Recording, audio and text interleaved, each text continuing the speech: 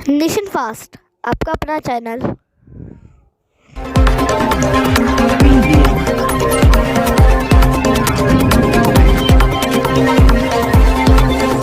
Preview.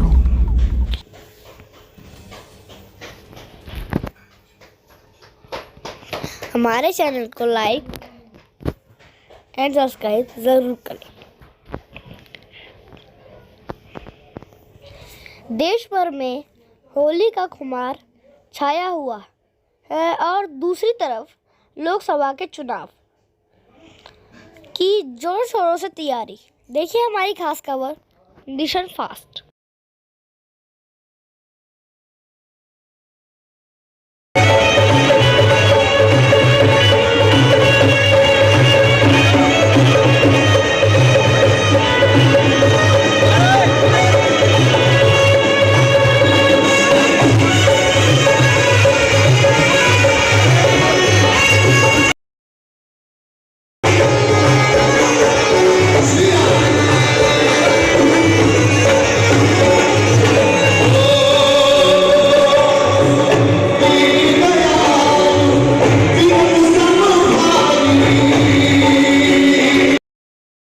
सवाल है, देखा जा रहा है जिस तरह से आज 400 नारा का जो पार है होली का मिलन को लेकर, और देश का प्रधानमंत्री लगातार एक डोर टू डोर कर रहे हैं, लोगों के बीच में जा रहे हैं और कहीं ना कहीं देश की जनता को एक ये मैसेज जा रहा है होली मिलन को किस तरह से। देखिए, आज देश की नहीं पूरे विश्व की 78% जनसंख्या चाहती कि मोदी जी फिर तीसरी बार प्रधानमंत्री बने। और हमारे आज देखिए कितना उत्साह है हमारे सभी कार्यकर्ताओं में, पूर्वी दिल्ली लोकसभा के कार्यकर्ताओं में, शाहदरा जिला और मयूर विहार जिला के कार्यकर्ताओं में। और ये विशेष कार्यक्रम आज पूर्वी दिल्ली लोकसभा के कार्यकर्ताओं के लिए रखा गया है, जिसमें हमारे पूर्वी दिल्ली से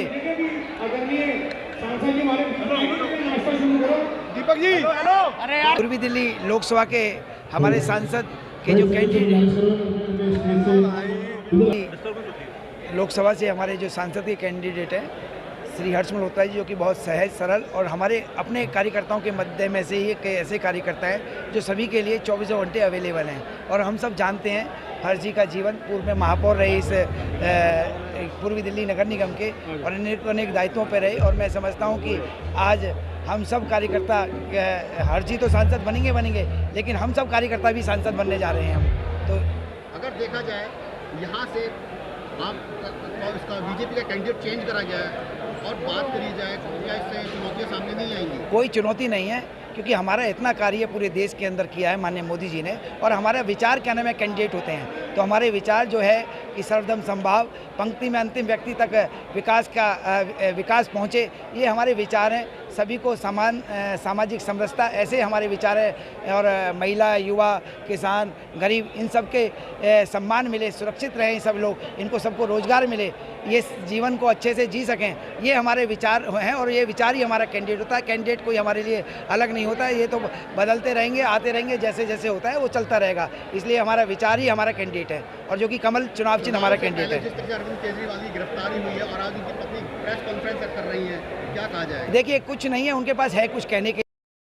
सर, आज होली मंगल मिलन त्योहार मनाया जा रहा है और जिस तरह से इस बार मोदी जी का टारगेट है, पिछली बार 400 पार, क्या कहना चाहेंगे आप? देखिए, ये मोदी जी फिर एक बार देश के प्रधानमंत्री बने।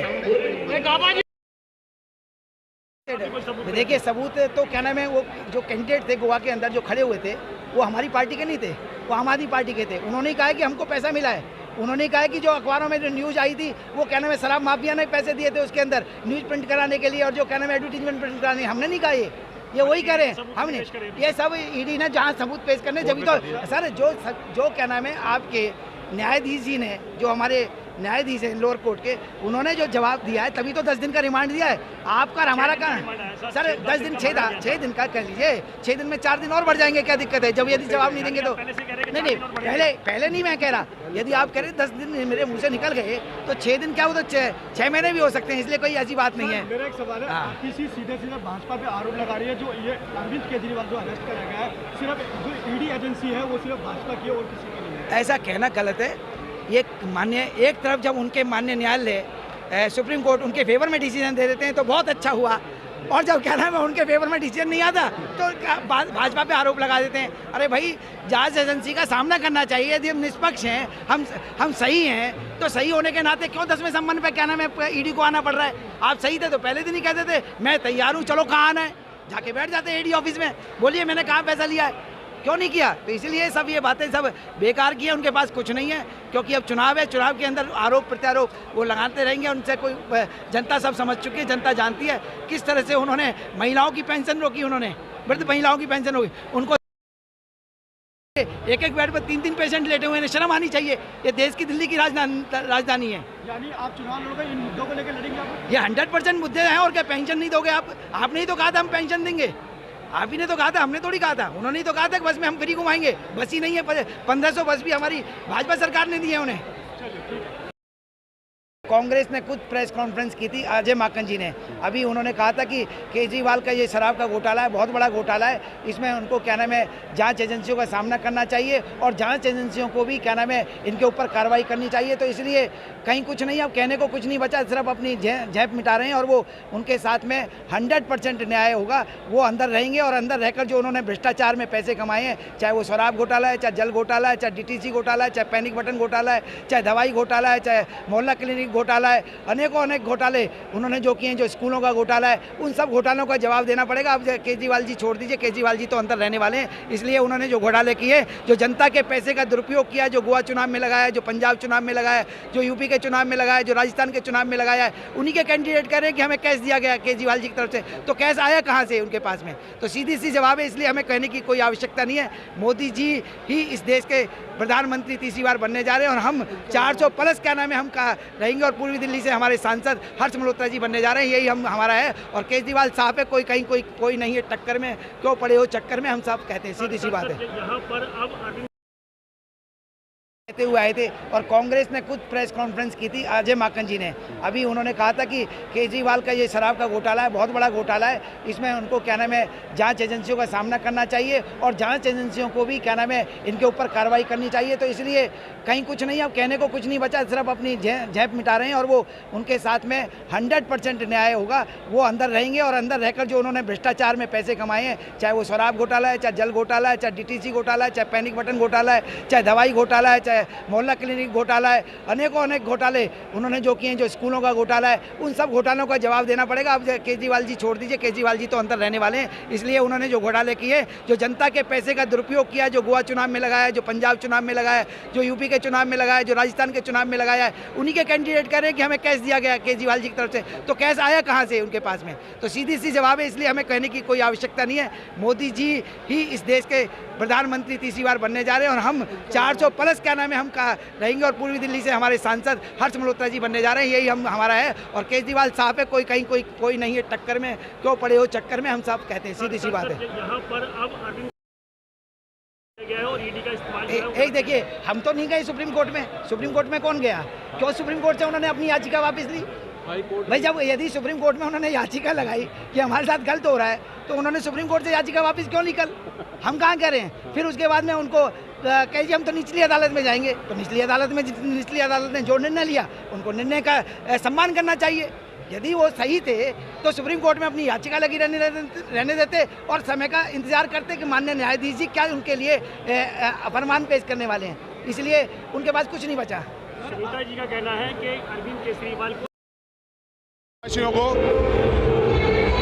आज होली मिलन का कार्यक्रम कर रहे हैं, क्या मैसेज देना चाहते हैं? मैं ये कहना चाहता हूँ कि पूरा भारतवर्ष होली को खुश होकर मनाए, क्योंकि इस समय विश्व प्रसिद्ध और भारतवर्ष के यशस्वी प्रधानमंत्री नरेंद्र भाई मोदी जी के नेतृत्व में तीसरी बार भारतीय जनता पार्टी सरकार बनाई जा रही है। और उनका ऐसा प्रभाव है कि आज विश्व भर में भारत के नागरिक को सम्मान के साथ देखा जाता है। इसलिए मेरा पूरा समस्त भारतवासियों से ये मेरी निवेदन और प्रार्थना है कि पूरे हर्षोल्लास के साथ अब की बार 370 पार अकेले भाजपा और 400 एनडीए के अलायंस के साथ संकल्प लें मोदी जी को वोट डालने का और खुशियों के साथ नेचुरल रंगों के साथ तिलक लगाकर, चंदन का तिलक लगाकर होली मनाएं। एक तरफ तो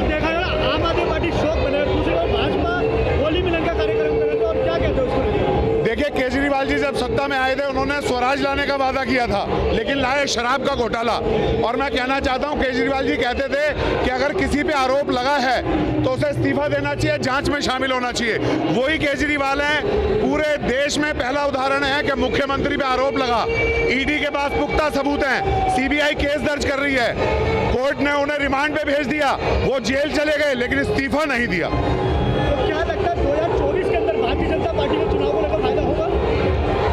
देखिए, ईडी और सीबीआई स्वतंत्र निकाय हैं, वो अपना काम कर रही हैं, इससे भारतीय जनता पार्टी का कुछ लेना देना नहीं है। भारतीय जनता पार्टी केवल एक ही बात कहती है, मोदी जी के विकास कार्य जो अब तक हुए हैं उसे लेके समाज और जनता के बीच में जा रहे हैं। आप भूल जाते हो, जब विदेशों में हमारे देश के नागरिक फंसे हुए थे, प्रधानमंत्री मोदी जी ने, एस जयशंकर जी ने, और पिछले टर्म पे श्रद्धेय सुषमा स्वराज जी ने एक अलग स्टैंड लेके देशों से कितनी सबल कूटनीति भारतवर्ष की आज विदेश नीति की है। क्या हम एक एक नागरिक को सुरक्षित बाहर से लेके आए? आतिशी तो आरोप लगा रही है भाजपा पे। आम आदमी की पार्टी की सरकार और आतिशी जी जो मंत्री हैं, अब वो आज आरोप इसलिए लगा रहे हैं कि केजरीवाल जी की नजर इनायत उनके ऊपर हो और वो अगली सीएम बने।